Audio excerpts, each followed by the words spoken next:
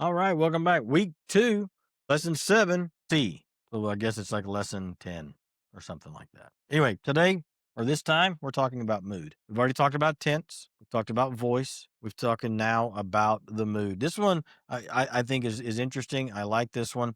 What we find out about the mood is it's how certain the speaker is that the action will or did take place. That's a really weird definition. I'm hoping I can explain it a little better through the examples that we find. There's two different kinds of mood. Now, remember, when we went to tense, there was different kinds of those. You had aorist and imperfect and perfect. And then when you got to voice, you had active and passive. And now with the mood, you have indicative and imperative. Fortunately, as you see in the other video of how to use the Blue Letter Bible, you don't have to remember all these terms. They'll actually give you those things.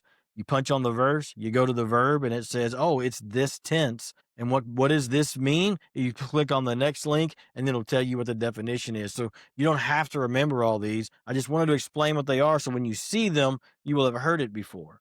But there's two types of mood. Indicative, which means it is a statement of fact. It just happened. It is. No commentary. Okay? It just is a statement of fact. I ate pizza for lunch. Just a statement of fact. But then there's an imperative. Sometimes the verb takes on a command or a request. Matthew chapter 28, verse 19. Go ye therefore. Go is a command. Go and do. Okay?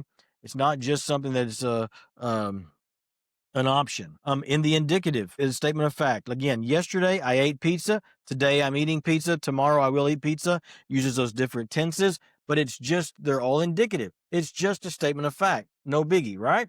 Let's see where this plays out in 1 Corinthians 3 and verse 6, our verse for studying on interpretation through the verb tenses. Paul planted. I planted. It just happened. It's indicative. It just happened. Apollos watered. Again, just happened. It was a done thing. But God gave the growth. Statement of fact. Okay, all of these things. That makes sense. Indicative is a statement of fact. All three of these things happened, and in God's case, it continues. But with the imperative, it becomes a command, maybe a prohibition from doing something, or a request to do something. When I tell my children, take out the trash, that's an imperative. I'm not suggesting that they take out the trash. I'm not hoping that they take out the trash. I want them to. Do not steal. Steal, it's imperative. Don't do it. That's the force and the idea that an imperative verb has.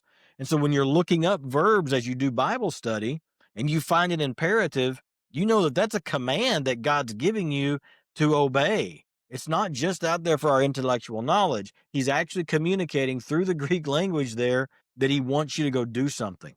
Let's look at an example. In Philippians 2 and verse 12, the second half, Paul says to work out your own salvation with fear and trembling. The verb that's translated work out, or to figure out and work through, is kind of what the idea is there. It's an imperative. So every Christian who falls under the umbrella of obedience to the word of God has been given an imperative, a command to work out your salvation with fear and trembling. In other words, we're not just, look, I'm in, I said the prayer, and I'm done. I don't think about it again. No, he says, I want you to work it out. I want you to figure it out. I want you to dig in and get it all over you and figure out with fear and with trembling. It's an imperative. It is a command, which means it's something that we have to do to obey. Okay, so we're going to practice. What I want you to do, let me see if I've got a slide for this. I don't know that I do. I want you to get out your Blue Letter Bible, and you're going to pause this, and then you're going to go to Acts 16, verses 16 through 19, and you're going to find about three verbs somewhere in that passage. We'll start studying through there, find you a verb according to what we've shown you how to do in the app, looking for the V, and then I want you to write down their definition, and I want you to tell me what tense they are, what voice they are, and what mood it is. And then when we come together or in the comments, I want you to tell me that. Then we'll have some discussion. This is going to tell us and help us to understand exactly what we're doing here. Some questions you're going to want to ask. You can go back to your text pages, okay? If you find any stuff up there that's circled or underlined, maybe there's a word back in there that is of interest to you. Maybe you've already identified some verbs back there that you're going to want to do.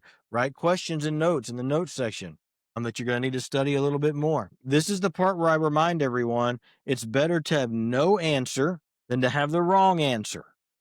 Okay? Use your observations, use your reference materials to answer the questions.